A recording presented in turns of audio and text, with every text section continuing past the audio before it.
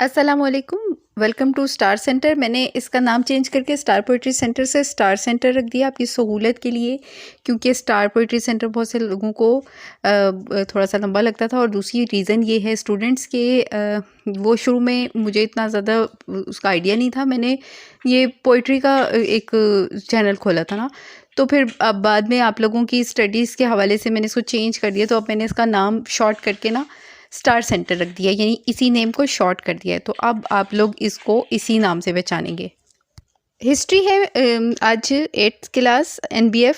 आप लोगों का हिस्ट्री का 44 page unit number 3 world wars हमारा चल रहा था, जो कि ख़त्म होने वाला है और हम इसके 44 पेज पे पहुंच गए हैं। End of the war 2, the fate of war changed when the United State entered the war after the Japanese attack on the US Navy base Pearl Harbor, Hawaii in December 1941।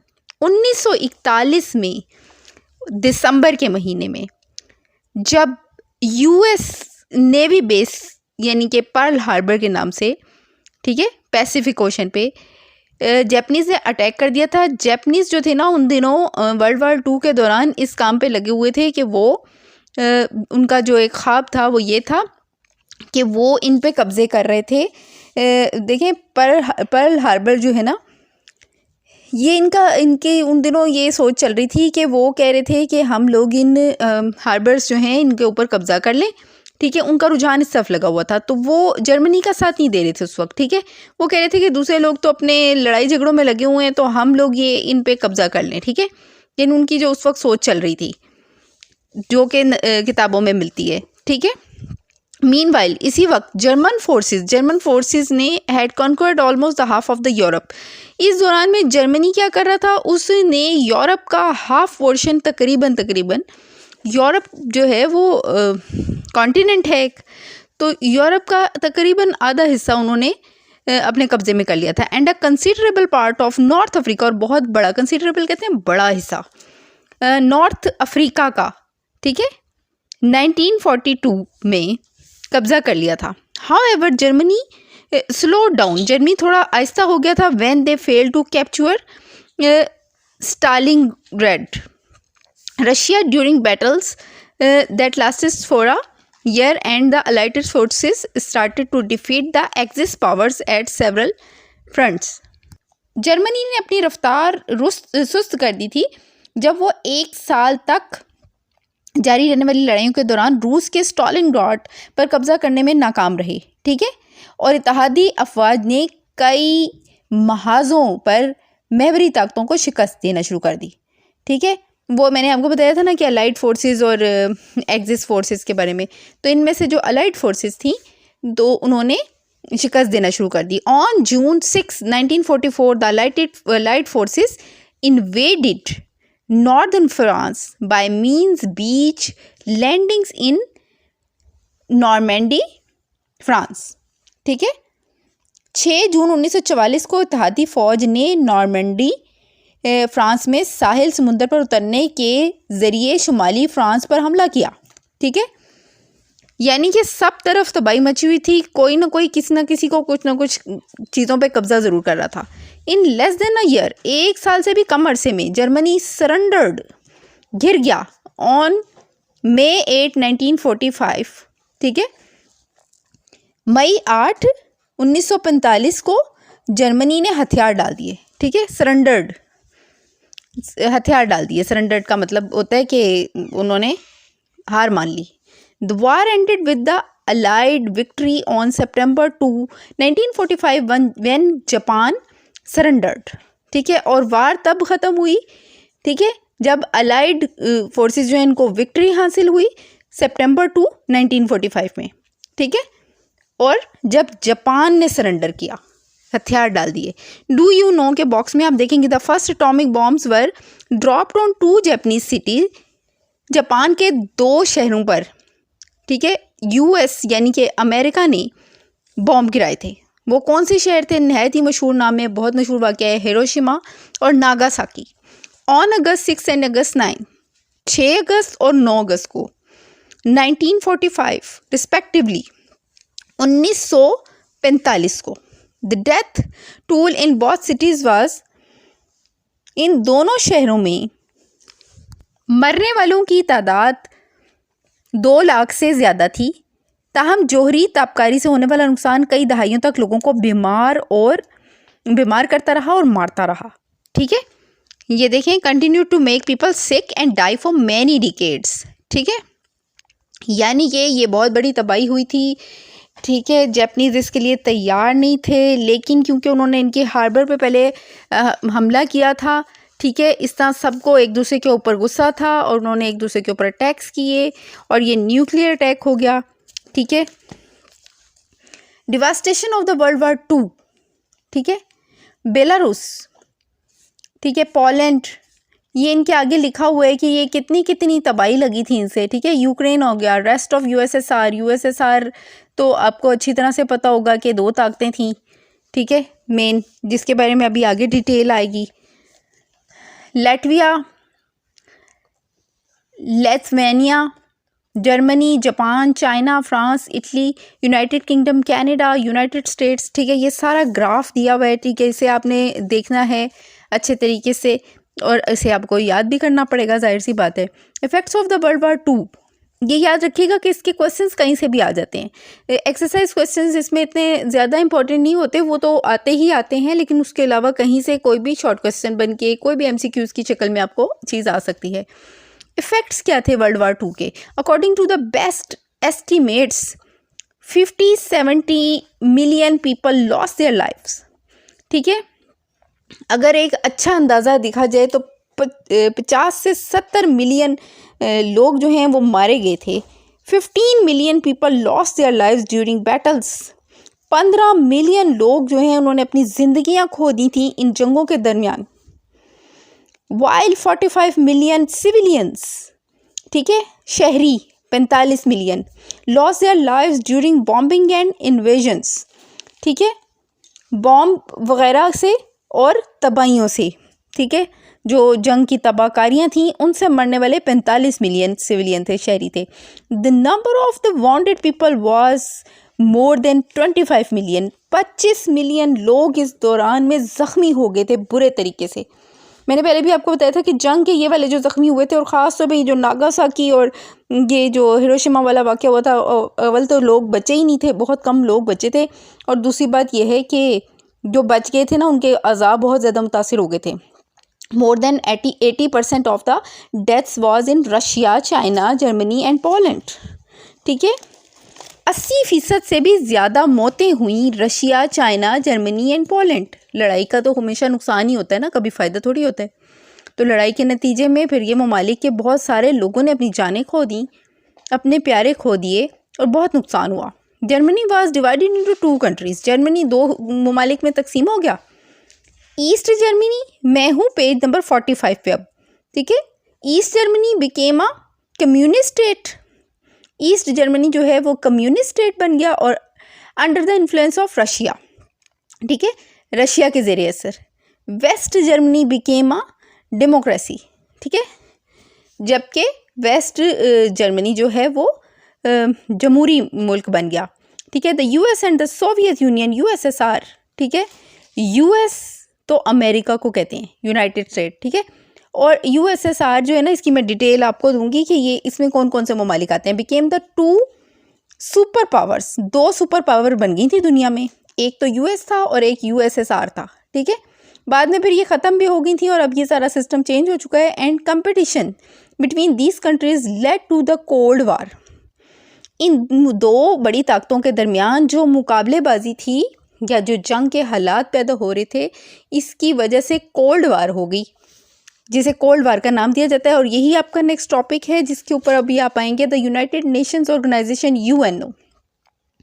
ठीक है, the most significant effect of the world war 2 was the creation of the United Nation organization on October 24, 1945। October 24, 1945 को UNO यानी United Nations organisation का जो क्या अमल में लाया गया, ठीक है, जंग के दौरान। ठीक है, the headquarters of the United nation is located in New York, USA। ठीक है, हेडक्वार्टर इसके बनाए गए USA में, द हेडक्वार्टर क्या होते हैं इसके, मेन दफातर। द ऑर्गेनाइजेशन है 6 official languages, English, French, Spanish, Russian, Chinese and Arabic. ठीक है। यूएनओ को आप बहुत अच्छी तरह जानते हैं, ये अक़वाम मुत्तहिदा जो उर्दू में आप सुनते हैं, ये वही इदारा है। इसका क्याम जो है ना, ये बहुत इम्पॉर्टेंट पॉइंट था वर्ल्ड वार 2 के बाद कि भाई कोई ऐसा इदारा होना चाहिए जो कि लोग ममालिक के दरमियान जो है ना फैसले कराए और इनके लड़ाई झगड़ों को बंद करवाए। ठीक है। Its flag bears its emblem a map of the world encircled by 2 bent olive branches. ठीक है। बेंड कहते हैं झुकी हुई। वो कह रहे हैं कि ये जो तमाम लैंग्वेजेस मैंने आपको कही हैं, तमाम जो है ना अंग्रेज़ी, फ्रांसीसी, हिस्पानवी, रूसी, चीनी और अरबी जो ज़ुबानें हैं वो इसकी सरकारी ज़ुबानें हैं, और इसके झंडे पर इसका निशान है दुनिया का नक्शा जो जैतून की 2 झुकी हुई शाखों से घिरा हुआ है। यूनिट 3 8th क्लास आप लोगों का वर्ल्ड वॉर्स का, और इस पे 46 पेज पे आ जाएं आप। Reasons for the formation of the UN to resolve any dispute among member nations in a peaceful manner. ठीक है। पुरअमन तरीके से रुकन ममालिक, यानी 2 जो ममालिक आपस में लड़ रहे हैं, या 2 से ज़्यादा ममालिक हैं, उनके दरमियान पुरअमन तरीके से मसाइल को हल कराना। क्या मकासद थे, ये सवाल इम्पॉर्टेंट है क्योंकि आपको पूछा जाएगा कि इस फॉर्मेशन का मकसद क्या था यूएन की। ठीक है।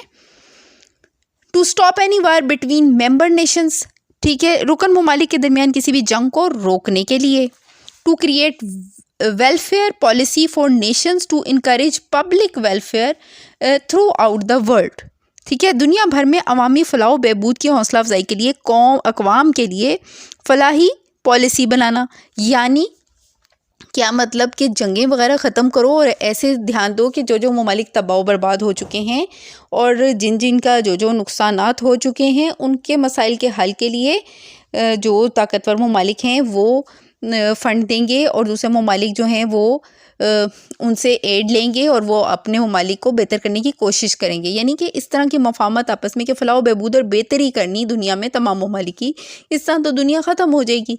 ठीक है। To promote globalization and trade between countries to increase the standard of the living in developing countries। ठीक है।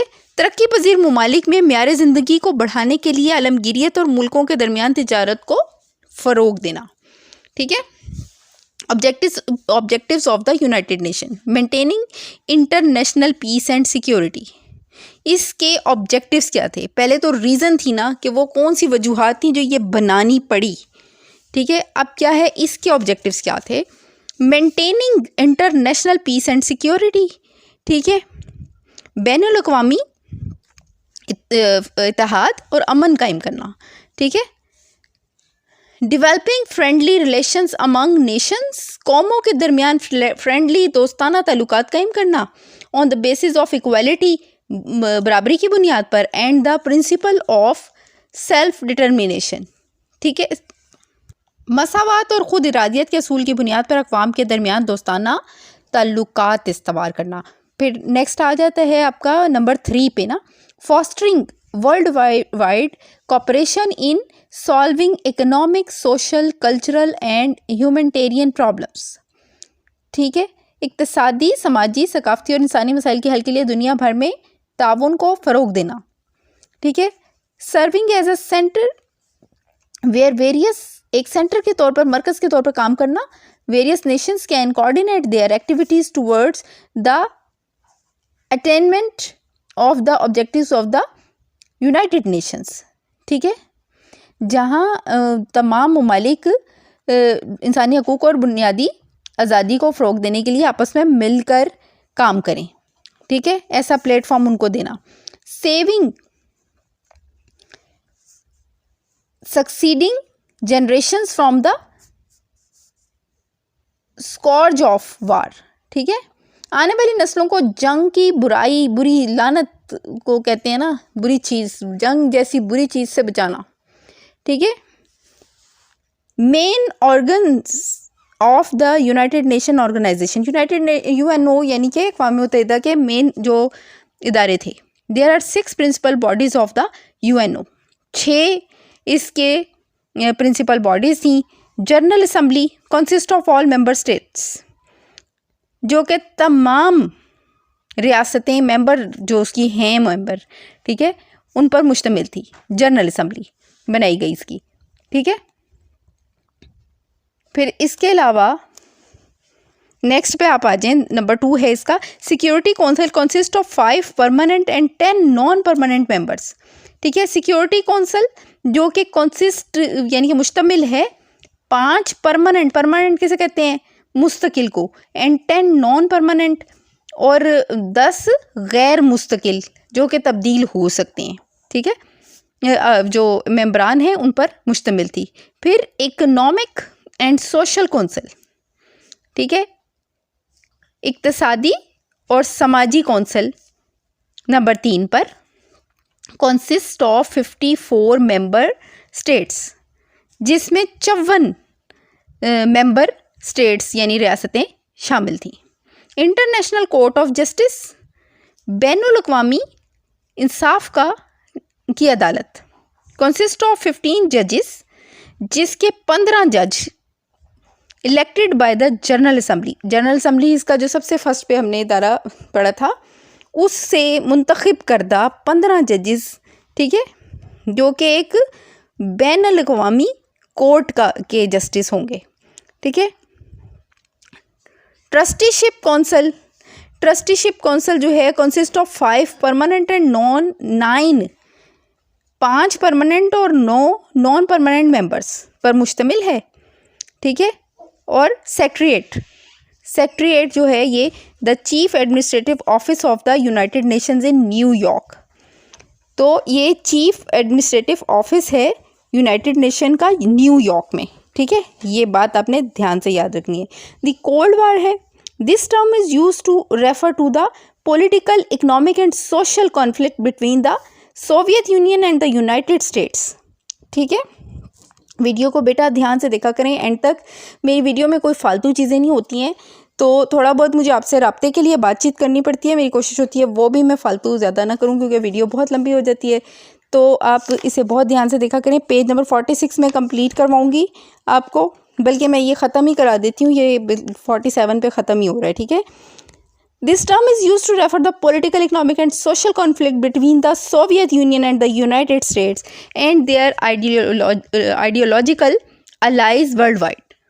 सोवियत यूनियन में ना 15 जो कंट्रीज़ शामिल थे, इनमें था Russia, Ukraine, Georgia, Belarusia, Uzbekistan, Armenia, Azerbaijan, Kazakhstan, Kyrgyzstan, Moldova और तुर्कमानिस्तान, ताजिकिस्तान, ठीक है, और लाटविया। फिर नेक्स्ट आपका क्वेश्चन बन सकता है कि जो आप इनका नुकसान हुआ था ना पर्ल हार्बर में, वो क्या क्या नुकसान हुआ था, तो ये 1941 में 7 दिसंबर को हुआ था ना ये वाला पर्ल हार्बर का इंसिडेंट। तो the US military suffered 18 ships damaged और संक यानी डूब गए और बर्बाद हो गए, एंड 2400 पीपल वर किल्ड, 2400 लोग मारे गए। It's most significant consequences was the entrance of the United states into world war 2, और यही वो सबसे बड़ी रीज़न बनी थी इनकी वर्ल्ड वार 2 में यूनाइटेड स्टेट्स के दाखिल होने की। सोवियत यूनियन यूएसएसआर को ही कहते हैं, और मैंने आपको बता दिया इसमें जो इंपॉर्टेंट क्वेश्चन बनते थे। अब यहाँ से फिर शुरू करते हैं। The cold war, the term is use to refer to the political, economic and social conflict between the Soviet Union and the United States and their ideological allies worldwide। ये इस्तेलाह सोवियत यूनियन और America और दुनिया भर में इनके नज़रियाती इत्तेहादियों या इनके साथियों के दरमियान सियासी, इक़्तिसादी और समाजी तनाज़ात के लिए इस्तेमाल होती है। Soviet union and the United States and their ideological allies worldwide, ठीक है। The United States formed the Western Bloc and the Soviet Union formed the Eastern Bloc, ठीक है। यूनाइटेड स्टेट जो है उसने वेस्टर्न ब्लॉक बना लिया और उन्होंने ईस्टर्न ब्लॉक बना लिया, ठीक है, यानी कि मशरिकी, मगरिबी और मशरिकी ब्लॉक बना लिए इन्होंने, ठीक है। It was a period of tension, ये टेंशन का वक्त था, विच स्टार्टेड इन 1946, जो कि 1946 में शुरू हुआ, बिटवीन द टू कंट्रीज़, दो ममालिक के दरमियान। डेट आपने याद रखनी है इसकी, कोल्ड वार की, ठीक है। And lasted for almost half a century, और तकरीबन आधी सदी में जाके ख़त्म हुआ था। The cold war ended in 1991, 1991 में कोल्ड वार जाके ख़त्म हुई थी। व्हेन द सोवियत यूनियन, जब सोवियत यूनियन यूएसएसआर कोलैप्स्ड, ख़त्म हुई, ठीक है। During the cold war period, इस सारे पीरियड में बहुत countries formed alliances such as US led NATO and N A T O, ठीक है, and the Soviet Union lead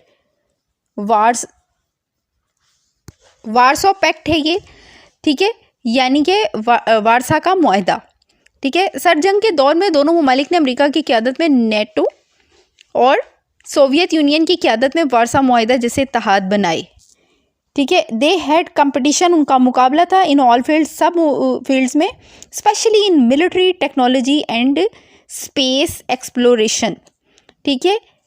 खलाई तहकीक में और फौजी टेक्नोलॉजी में इनका खसूसी तौर पे मुकाबला था। ड्यूरिंग द कोल्ड वार, इस कोल्ड वार के सर्द जंग के दौरान Pakistan remained in the United States, ठीक है, bloc, but kept its good relations with the countries from Soviet bloc as well, ठीक है। सर्द जंग के दौरान पाकिस्तान अमरीकी ब्लॉक में रहा, लेकिन सोवियत ब्लॉक के ममालिक के साथ भी इसने अपने अच्छे ताल्लुकात रखे, ठीक है। पाकिस्तान के हवाले से भी इसमें ये चीज़ बता दी गई है। पेज हमारा ख़त्म हो गया, 47 पेज, लास्ट पेज इस चैप्टर का यूनिट 3 में ख़त्म कर रही हूँ। Consequences of the cold war, due to their intense competition the United States and the Soviet Union pushed their military, financial and intellectual capacities to the maximum to outdo each other, ठीक है। इस सर्द जंग के नताइज क्या थे? अपनी शदीद मुसाबिकत की वजह से अमेरिका और सोवियत यूनियन ने एक दूसरे पर सबकत ले जाने, यानी कि जीतने के लिए एक दूसरे से या आगे निकल जाने के लिए अपनी अस्करी, यानी कि फ़ौजी जो होती है ना, ये अस्करी कहलाती है, माली और फ़िक्री सलाहियतों को ज़्यादा से ज़्यादा इस्तेमाल किया, ठीक है, या इनमें ज़्यादा से ज़्यादा काम किया। इसके नताइज ये निकले। By the beginning of the 1970s the Soviet economy started to decline. 1970 की दहाई के आगाज़ तक सोवियत मईशत ज़वाल पजीर होने लगी थी, ठीक है। The Soviet invasion of Afghanistan that lasted for 10 years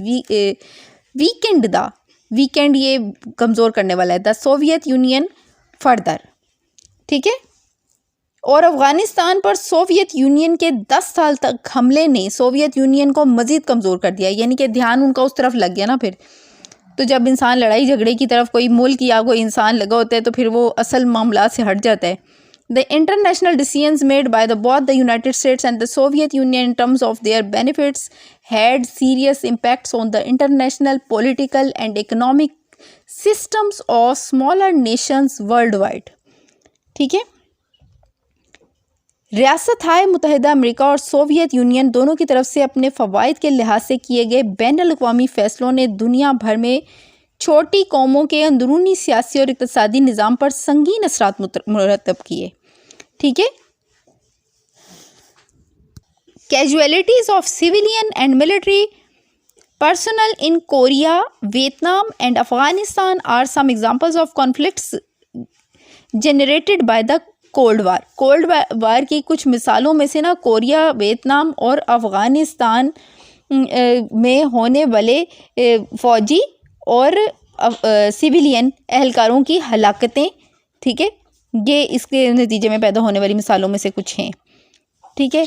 और फिर with collapse of the Soviet Union the United State became the world's only super power. हाँ जी, इस लड़ाई झगड़े के नतीजे में सोवियत यूनियन के साथ यूनाइटेड स्टेट ने क्या हिकमत अमली इख्तियार की कि वो दुनिया की वाहिद सुपर पावर बन गए। देखें, बात ये होती है कि उन्होंने अपनी कौम के ऊपर काम किया, उन्होंने अपनी कौम को स्ट्रॉन्ग बनाया, ठीक है, उन्होंने तरक्की करने की तरफ ध्यान दिया। तो जब कोई भी मुल्क या कोई भी फ़र्द वाहिद भी इस तरह से हिकमत अमली के साथ चलता है तो वो कामयाब होता है। Millions of people in the Soviet union became unemployed.